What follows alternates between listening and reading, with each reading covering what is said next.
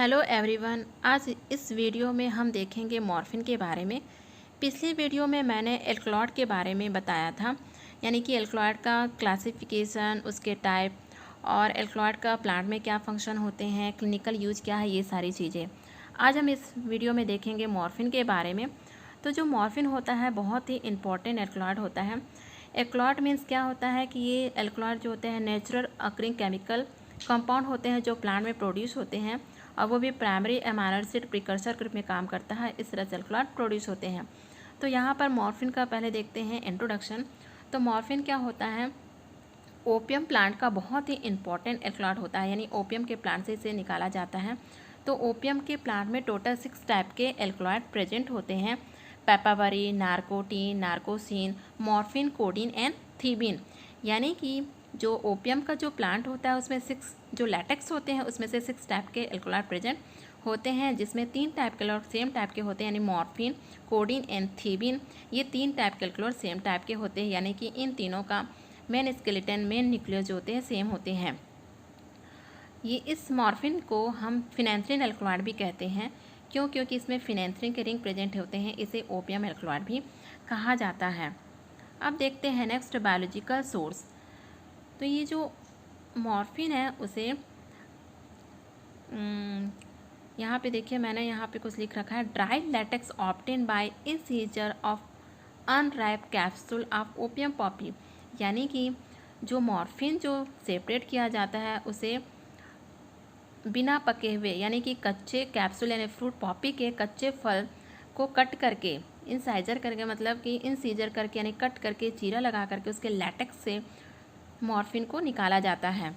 तो यहाँ पर देखिए, यहाँ पर पिक्चर लगा हुआ है मॉर्फिन का, जिसमें ये मॉर्फिन जो कैप्सूल लाइक फ्रूट दिख रहा है और इसे कट करके लैटेक्स को निकाला जाता है। और इस लैटेक्स में केवल मॉर्फिन प्रेजेंट नहीं है बल्कि 6 टाइप के टोटल एल्कलॉइड प्रेजेंट है, जिसमें मैंने बताया था पेपावरीन है, नार्कोटीन है, नार्कोसिन है, मॉर्फिन है, कोडीन है एंड थीबिन। 6 टाइप के एल्कलॉइड प्रेजेंट होते हैं, जिसमें से मॉर्फिन को बाद में सेपरेट किया जाता है। अब यहाँ पर हम देखते हैं केमिकल कॉन्स्टिट्यूएंट। केमिकल कॉन्स्टिट्यूएंट देख लेते हैं कि जो ओपियम का जो एल्कलॉइड होता है वो मैकोनिक एसिड के साल्ट के रूप में प्रेजेंट होता है। इसे याद रखिएगा कि जो ओपियम के जो भी एल्कलॉइड होते हैं उसमें वो जो होते हैं वो मैकोनिक एसिड के साल्ट के रूप में प्रेजेंट होते हैं। और 6 टाइप के एल्कलॉइड, जैसे मैंने अभी बताया, जो 6 टाइप के एल्कलॉइड होते हैं वो 2 कैटेगरी में डिवाइड होते हैं। पहला है बेंजाइल आइसोक्विनोल के कैटेगरी में आते हैं नार्कोटीन, नार्कोसिन एंड पेपावरीन। और फिनेंथ्रिन टाइप के एल्कलॉइड में 3 टाइप के एल्कलॉइड आते हैं: मॉर्फिन, कोडीन एंड थीबिन, जिसमें से मॉर्फिन को हमको सेपरेट करना है। तो अब देखते हैं कि मॉर्फिन का केमिकल प्रॉपर्टी क्या होता है। कि जो मॉर्फिन होता है उसका मॉलिक्यूलर फार्मूला होता है C17H19NO3, और ये नेचर में लियो रोटेटरी होता है। अब देख लेते हैं ये लियो रोटेटरी क्या होता है। होता क्या है कि किसी कायरल कंपाउंड को अगर प्लेन पोलराइज लाइट डाला जाता है, तो अगर वो कंपाउंड प्लेन पोलराइज लाइट को अगर लेफ्ट साइड में रोटेट कर दे तो उसे लियो रोटेटरी कहते हैं।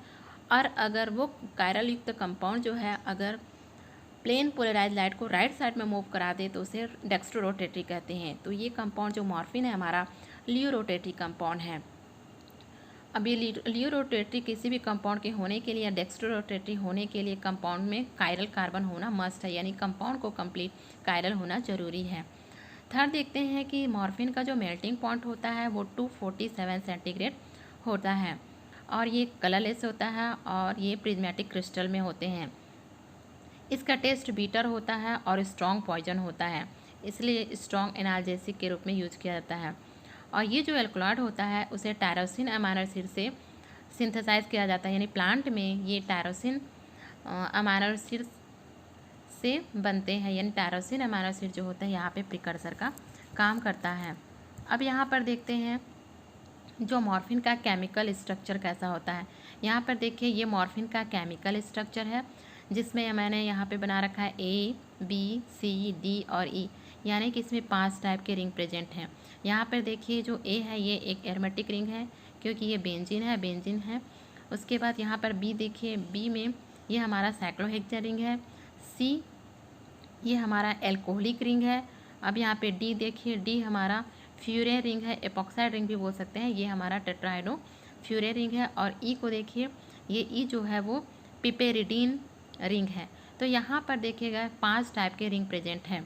साथ में यहाँ पे एक नोटिस करिएगा, एक ध्यान दीजिएगा कि इसमें 5 कार्बन ऐसे हैं जो कायरल कार्बन हैं, यानी कि C5, यहाँ पे C5 पे देखिए 3 अलग अलग बॉन्ड दिख रहा है, साथ में एक हाइड्रोजन प्रेजेंट है, तो ये कायरल कार्बन है। इसी तरह से यहाँ पे देखिए C6 मैंने स्टार लगा रखा है सब में, जो जो कार्बन कायरल है वो, तो यहाँ पर देखिए C6 भी हमारा कायरल कार्बन है। C7 C8 हो नहीं सकता क्योंकि यहाँ पे डबल बॉन्ड प्रेजेंट है। C14 को देखिए, ये भी कायरल कार्बन है। यहाँ पर देखिए C9 को भी देखिए कायरल कार्बन है। तो कॉम्पिटिटिव एग्जाम में इस तरह के क्वेश्चन आ सकते हैं कि कौन कौन से कार्बन का पोजीशन है जो हमारा कायरल है। तो याद रखिएगा C5 C6 C13 C14 and C9, ये 5 कार्बन ऐसे हैं जो मॉर्फिन में कायरल कार्बन प्रेजेंट हैं। अब देखते हैं कि इसमें कौन कौन से ग्रुप प्रेजेंट हैं। तो इसमें 4 तरह के ग्रुप प्रेजेंट हैं। पहला देखिए, यहाँ पर ए के पास आइए, यहाँ पर देखिए फिनॉलिक ग्रुप प्रेजेंट है। साथ में यहाँ पर और क्या है, यहाँ पे देखिए हाइड्रोक्सी ग्रुप प्रेजेंट है। यहाँ ऊपर लेफ्ट साइड में अपर में देखिए यहाँ पे फिनॉलिक ग्रुप है, ये हमारा हाइड्रोक्सी ग्रुप है। यहाँ पर देखिए ऑक्सीजन लगा हुआ है, तो ये हमारा ईथर लिंकेज है। और हम यहाँ पर देखिए NCH3, यानी कि यहाँ पे नाइट्रोजन है जो टर्सरी एमीन के रूप में है, यानी कि यहाँ पर 4 तरह के ग्रुप प्रेजेंट है, phenolic group, hydroxy group, ether linkage, और यहाँ पे देखिए टर्सरी एमीन ग्रुप। अब आगे देखते हैं कि यहाँ पर ये जो मॉलिक्यूलर स्ट्रक्चर बना हुआ है, इसमें अलग अलग फंक्शनल ग्रुप प्रेजेंट है। इसका हम टेस्ट कैसे करेंगे। पहला चीज़ देखते हैं कि अगर हम मॉर्फिन में फेरिक डालते हैं और अगर पर्पल कलर आता है, जो हमको क्या दिखाता है, क्या इंडिकेट होता है कि इसमें एक फिनॉलिक ग्रुप प्रेजेंट है। दूसरी बात है कि अगर हम इस मॉर्फिन कंपाउंड में मिथिल आयोडाइड के साथ रिएक्शन कराएं, तब यहाँ पे देखिए जो नाइट्रोजन मैंने कर्सर जो लगा रखा है, यह जो नाइट्रोजन, यहाँ पर एक मिथाइल ग्रुप जुड़ जाता है और साथ में यहाँ पे आयोडीन अटैच हो जाता है, यानी कि क्वाटनरी अमोनियम साल्ट बनता है, जो ये इंडिकेट करता है कि ये जो नाइट्रोजन प्रेजेंट है वो टर्सरी फॉर्म में प्रेजेंट है। इसी तरह से यहाँ पे देखिए हाइड्रोक्सी ग्रुप है, इसे इंडिकेट करने के लिए या शो करने के लिए क्या रीजन डाला जाता है। तो अगर हम मॉर्फिन में एसिटिक क्लोराइड डाल दें, तब यहाँ पे मोनोहैलोजन कंपाउंड मिलता है, जो ये इंडिकेट करता है कि इसमें एक हाइड्रोक्सी ग्रुप प्रेजेंट है। अब यहाँ पे देखिए 2 ऑक्सीजन के लिए तो रिएक्शन हो गया कि यहाँ पर जो होते हैं फेनिक के लिए फेरिक क्लोराइड डाल रहे हैं, यहाँ पर एसिटिक क्लोराइड डाल रहे हैं, और यहाँ पर नाइट्रोजन के पास जो CH3 यानी नाइट्रोजन टर्सरी एमीन है, उसके लिए हम डाले मिथिल आयोडाइड। अब यहाँ पर देखिए जो ऑक्सीजन, तो 3rd ऑक्सीजन है, ये जो ऑक्सीजन है वो अनरिएक्टिव ऑक्सीजन होता है, लेकिन अगर इस मॉर्फिन का डिग्रेडेशन कराते हैं तब इसी ऑक्सीजन से ही डिग्रेडेशन होता है इस कंपाउंड का, जो ये प्रूव करता है कि ये जो ऑक्सीजन है वो ईथर लिंकेज के फॉर्म में प्रेजेंट होता है। तो इस तरह से ये चारों ग्रुप का टेस्ट निकल आता है। अब यहाँ पर देखते हैं ये जो हमारा मॉर्फिन का स्ट्रक्चर, देखिए ये जो मॉर्फिन का स्ट्रक्चर है इसमें फिनेंथ्रीन है, यहाँ पे देखिए 3 बेंजीन लाइक स्ट्रक्चर देखिए, यहाँ देखिए फिनेंथ्रीन का एक स्केलेटन दिख रहा है। साथ में यहाँ पर देखिए नाइट्रोजन वाला रिंग, ये हमारा जो हेट्रोसाइक्लिक रिंग कहलाता है, और यहाँ पर ये जो एक आइसोक्विनोलिन रिंग बना रहा है। अब यहाँ पर देखिए तो 2 OH ग्रुप लगा हुआ है, तो मॉर्फिन में नोटिस करिएगा, ध्यान दीजिएगा कि मॉर्फिन में यहाँ पर OH है, यहाँ पर OH, यानी 2 OH ग्रुप है, मॉर्फिन कहते हैं। लेकिन अगर ऊपर वाला जो फिनाइलिक OH है, अगर वो मेथॉक्सी ग्रुप में कन्वर्ट हो जाए तो उसे हम कोडीन कहते हैं।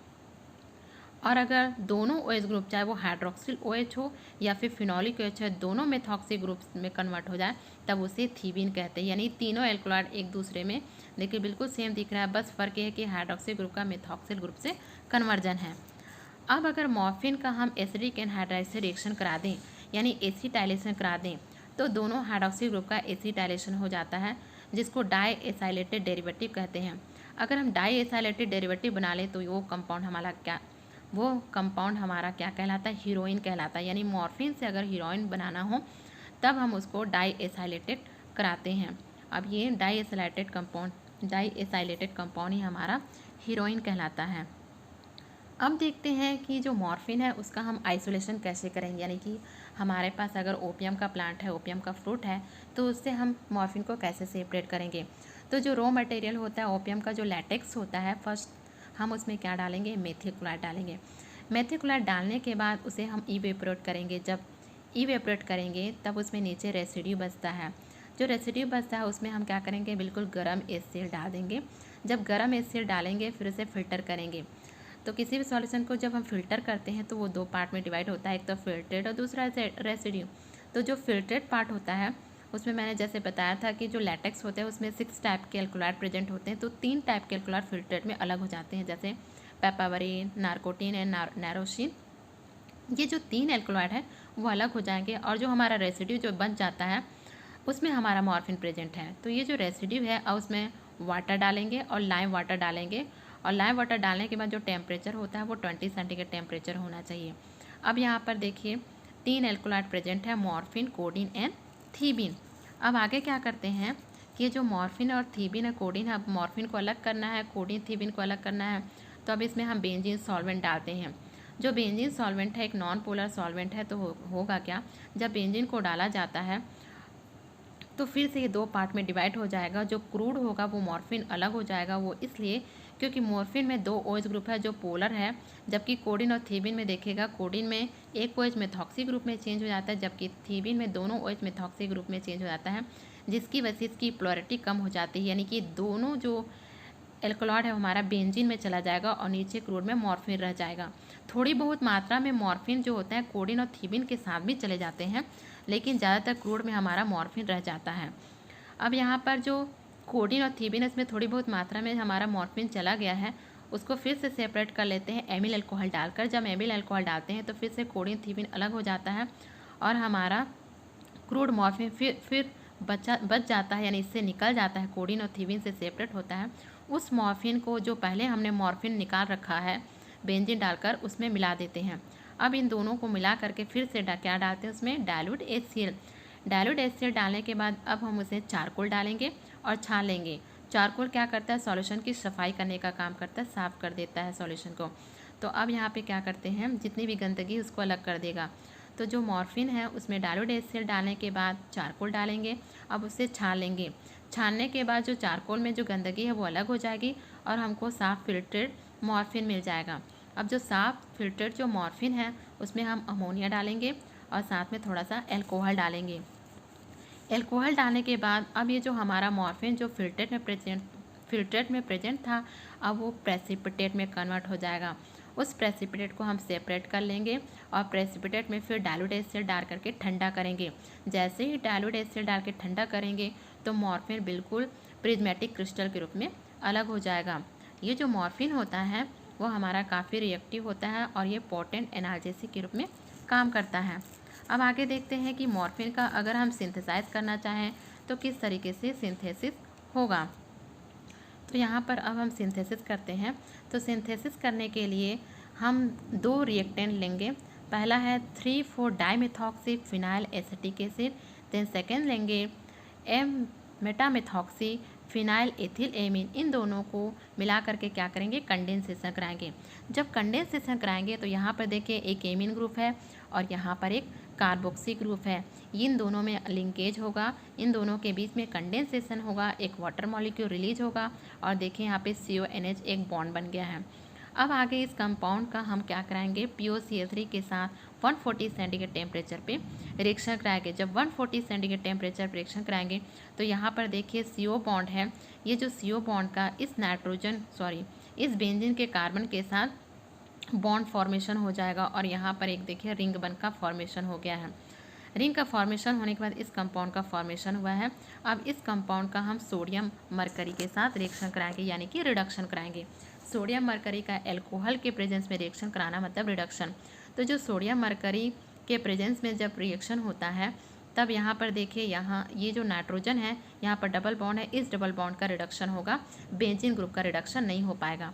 तो इस कंपाउंड में क्या होगा, बेंजीन ग्रुप का रिडक्शन ना होकर के यहाँ पर देखिए कार्बन नाइट्रोजन के बीच में डबल बॉन्ड उसका रिडक्शन हुआ है और नाइट्रोजन के पास एक हाइड्रोजन जुड़ गया है। अब यहाँ पर देखिए इस कंपाउंड का हम मेथिल आयोडाइड और सोडियम हाइड्रोक्साइड के साथ रिएक्शन कराए हैं, यानी कि मिथाइलेशन कराए हैं। जब इस कंपाउंड का मिथाइलेशन कराएंगे तो ये जो नाइट्रोजन के साथ जो हाइड्रोजन है उसका सब्स्टिट्यूशन मिथाइल ग्रुप के साथ हो जाएगा। अब यहाँ पर देखिए N के पास हाइड्रोजन मिथाइल ग्रुप के साथ सब्स्टिट्यूट हो गया है। अब इस कंपाउंड का हम फिर से रिडक्शन कराएंगे, यानी कि बर्च रिडक्शन कराएंगे। अब बर्च रिडक्शन कराने पर जो बेंजीन रिंग है उसका रिडक्शन होगा, यानी कि हाइड्रोजन ऐड होंगे। तो यहाँ पर देखिए 2 पाई बॉन्ड का रिडक्शन हुआ है, 1 पाई बॉन्ड हमारा बच गया। आगे इस कंपाउंड का हम क्या कराते हैं, डाइल्यूट HCl के साथ रिफ्लक्स कराते हैं। जब इस कंपाउंड का डाइल्यूट HCl के साथ रिफ्लक्स कराते हैं तो इस कंपाउंड में कुछ बॉन्ड टूटते हैं, कुछ बॉन्ड बनते हैं और साइक्लाइजेशन होने के बाद ये देखिए इस कंपाउंड का फॉर्मेशन होगा। इस कंपाउंड के फॉर्मेशन जिसको डाइहाइड्रोथिबेनॉन बोलते हैं। अब इस कंपाउंड का हम रिसाइक्लाइजेशन रिंग क्लोजर कराते हैं। जब रिंग क्लोजर कराते हैं तो यहाँ पर देखिए जो OH है और यहाँ पर कार्बन, इसके बीच में रिंग का फॉर्मेशन हुआ है, ईथर रिंग बना है। अब आगे क्या करते हैं, इस कंपाउंड का हम ब्रोमिनेशन कराएंगे। जब ब्रोमिनेशन कराएंगे तो यहाँ पर देखिए इस कार्बन पे, ये वाले कार्बन पे जहाँ पे मैंने कर्सर रखा है वहाँ पे ब्रोमीन ऐड हुआ है और यहाँ पर इस कंपाउंड का ब्रोमिनेशन हो गया है। ब्रोमिनेशन होने के बाद नेक्स्ट आगे क्या होता है, हम लिथियम एल्युमिनियम हाइड्राइड के साथ रिएक्शन कराएंगे। लिथियम एल्युमिनियम हाइड्राइड जो होता है ये बहुत ही स्ट्रॉन्ग रेड्यूसिंग एजेंट है, यानी कि ये जो रेड्यूसिंग एजेंट है वो ketonic group, aldehyde group, amine group, nitro group, इन सारे ग्रुप को रेड्यूस करता है। तो यहाँ पर देखिए हमारा जो मैंने यहाँ पे लगा रखा है, जहाँ कर्सर रखा है, यहाँ पर देखिए कीटोनिक ग्रुप है। तो इस कीटोनिक ग्रुप का रिडक्शन होगा और ये जो कीटोनिक ग्रुप है वो एल्कोहलिक ग्रुप में कन्वर्ट हो जाएगा। तो आगे देखिए इस लिथियम एल्युमिनियम हाइड्राइड के प्रेजेंस में इस कीटोनिक ग्रुप का रिडक्शन एल्कोहलिक ग्रुप में हो गया है। आगे हम पिरिडीन और HCl के प्रेजेंस में इस कंपाउंड का जब रिएक्शन कराते हैं तो डीमेथाइलेशन होता है, यानी कि यहाँ पर देखिए इस बेंजीन में जो OCH3 यानी जो मेथॉक्सी ग्रुप है इसमें से मेथिल ग्रुप का रिमूव होगा और हाइड्रोजन ऐड होगा। तो यहाँ पर देखिए ऑक्सीजन के साथ जो मेथाइल ग्रुप लगा था उसका डीमेथाइलेशन हो गया है और एक हाइड्रोजन जुड़ गया है और ये हमारा मॉर्फिन बन गया। तो इस तरह से इस कंपाउंड का, इस मॉर्फिन का सिंथेसिस किया जाता है। आगे देखते हैं, लास्ट है यूज ऑफ मॉर्फिन। तो जैसा मैंने बताया था कि जो मॉर्फिन है वो बेसिक नेचर का होता है और बहुत ही स्ट्रॉन्ग मॉर्फिन है जो कि ओपियम के प्लांट के लैटेक्स से सेपरेट किया जाता है। तो ये जो मॉर्फिन होता है वो बेसिक नेचर का होता है, साथ में स्ट्रॉन्ग होता है, इसलिए इस एल्कलॉइड का यूज जो होता है पावरफुल पेन रिलीफ में किया जाता है, यानी कि स्ट्रॉन्ग एनाल्जेसिक के रूप में, पोटेंट एनाल्जेसिक के रूप में यूज किया जाता है। साथ में इस एल्कलॉइड का यूज नार्कोटिक ड्रग के रूप में भी किया जाता है, यानी कि नींद आने के लिए, इंड्यूस स्लीपिंग के लिए किया जाता है। लेकिन ये जो मॉर्फिन होता है वो काफ़ी ख़तरनाक भी होता है, डेंजरस भी होता है, इसके साइड इफ़ेक्ट भी होते हैं, साथ में एडिक्टिव भी होते हैं। इसलिए जब बहुत सारे जितने भी एनाल्जेसिक बाकी जो एल्कलॉइड हैं या बाकी जो ड्रग हैं अगर वो काम नहीं करता बॉडी में, तब लास्टली मॉर्फिन का यूज किया जाता है। हमारा टॉपिक यहीं तक था। आई होप कि ये मॉर्फिन आपको कम्प्लीटली समझ में आ गया होगा। Thank you.